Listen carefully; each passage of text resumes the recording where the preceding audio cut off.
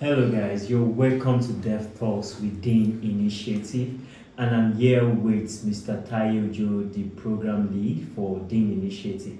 You are recently just returned from Addis Ababa in Ethiopia for African Climate Summit, and I could see that you are looking Ethiopian the way you look. So I'll just start by asking you let's start on a lighter note. How was the journey to Addis Ababa? What was your experience? I know this will be your first time going to Addis Ababa. Yeah, so I had a very lovely and wonderful experience going to Addis Ababa. So it's actually not the first time, but the first time I'm busy and have to touch down in Addis Ababa. So other times I've just used that as a transiting or connecting flights to other my destination. So interestingly, this edition of this African Climate Summit is actually the second one.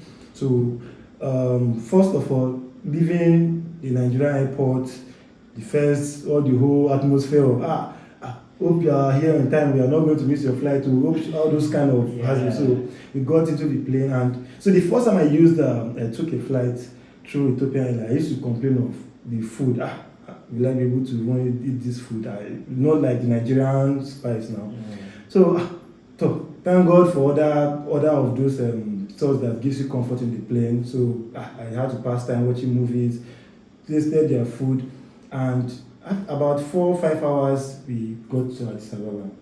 So first of all, the biggest issue that happened was, one, how do we get access to network here in a new land, no SIM card, all of that. So that was the first thing we need to have to solve, because we are going there for we need internet connectivity. Although there was internet at the airport and some part of the hotel, but before let me even say this: getting a taxi from the airport to where we are going to be staying was like the biggest issue that hit us. We have left Nigeria now. We need to solve this. I know what's that. So that was it. So I just had thank God for the airport. There were places we could get a SIM. We got that, and that was what helped us to register and order a ride to our destination. So it made it quite safe and secure. Yeah, thank you very much. That speaks to the whole what we expect and what you expect when you travel to another country. So, but then I want to ask you are there for the Lake Chad Climate Justice Youth Fellow, and that was the purpose why you are there with our other colleague. So, what was it like at the whole event, talking about this Lake Chad Basin issue? So, first of all, one of the things that I loved, or my biggest takeaway or highlight of the summit itself, as regards the fellowship, is the fact that we're able to interact and connect with so many people from across different countries in Africa, and young people as a key target.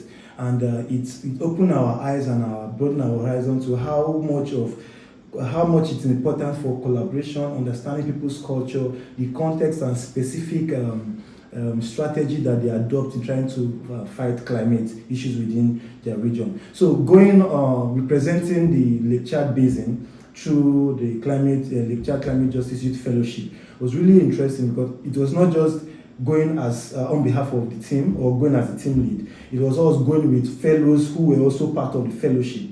So one of the biggest things that it gave to us as managing the fellowship is that these young fellows had a real opportunity to be at a table where their voices could reflect into decision makings that shape the outcome of their climate impact within their region. How they could tell the stories of what they suffer in their region, how they could also join in the fight against climate and contribute to declarations that are going to shape youth outcomes or youth actions or strengthen youth collaborations for climate action within their own region in Africa. So that was a very rare experience that I feel it reflected in the excitement and the enthusiasm of these young people.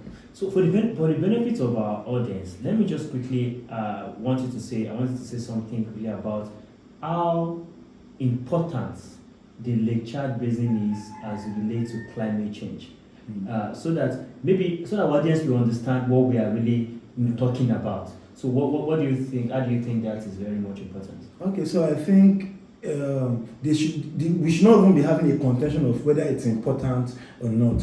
So one of the things we should realize at the back of our mind is that the Lake Chad Basin, or let's say the Lake Chad in itself, serves as one of Africa's biggest climate assets.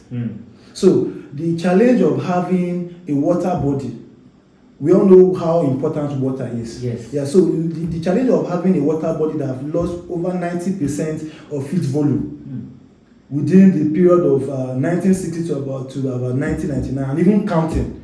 So we could now begin to paint a picture of the thousands of life. I think that region houses over 45 million people. So imagine thousands of life who we need to depend directly or indirectly from that water body in terms of their source of livelihood, in terms of their sources of water for their farming. Imagine losing 90%, how much of it that it has lost, and how much of the dependency people have on it they have lost as well. So it is not something that we can begin to paint a picture of making it to sound as if we are doing a PR for it to be important. In itself and in every intricacies of it, it is extremely important and something that should be preserved and protected at all costs. This affects inter-country partnership, and now, for example, that issue is also leading to insecurity within that area. So beyond the issue of there's no water to farm, it's beyond the issue of there's no fishes for us to hunt or to catch. It is now the issue of conflict expanding into gender-based violence and a lot of even mental health and health issues. So those are like a snippet of how important this particular climate asset is, or let me say this body is, and it should now be treated as one of Africa's prominent climate assets, not replacing it for something else, but putting it alongside every of African climate assets within the regions in Africa. It's very, very, very important that we see these things the way it's been said. So finally, I would just like to ask you that the African Climate Summit, it has come and gone, and it lasted for 5 days, 5th to 10, and the main one was from 8 to 10. What are the outcomes that you can point to and itemize as, okay, these are the outcomes that we have, and possibly this is what we're going to be working with? So like most summits, international summits, one of the biggest something I will continue to say is this: we most likely will just gather in summit for the, maybe I'll call it the paparazzi of it, for the whatever vibes and all of it that some of this summit brings together.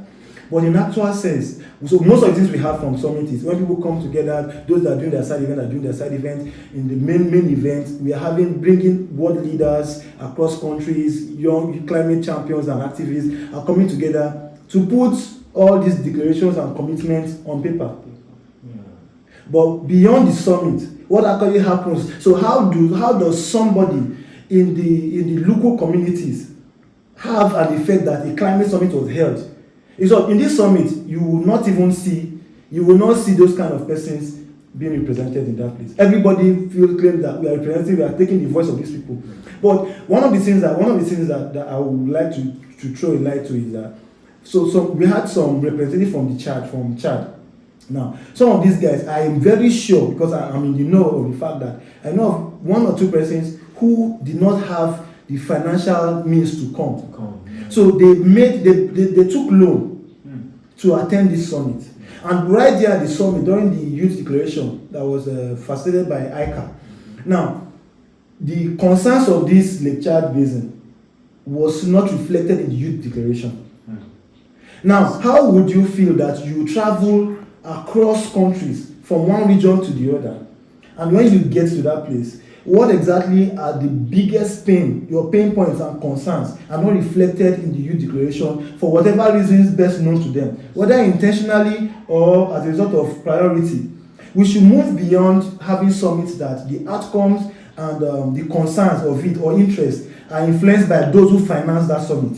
But look at what exactly is now climate justice. If it's only those who will have a say, are only those who can finance some of all of these let me say summit and events. So we should look at how we can have intentional efforts to affect the life that matter most. The communities produce most of the farms produce that we consume. They are some of the all what they do should have the biggest impact and contributions to the society at large. So their effect, it should not be something we are negotiating for. It should be a priority that should be concerned, that should be taken with high cognizance and should be prioritized. Thank you very much, and I am very much aware that you've written a letter in protest to that in that regard, and we hope that the Secretariat of the African Climate Summit will look into that, because the Lake Chad Basin is a very peculiar situation that we need to pay attention to. Thank you very much for what you are doing, and if you want to know what DANE Initiative is doing with the Lake Chad Youth Fellow, you can always check on our website and on all our social media handle to get yourself acquainted with what we are doing. Thank you very much, Mr. Tayo, and hope to see you in the next African Climate Summit. Thank you very much, everybody, for watching.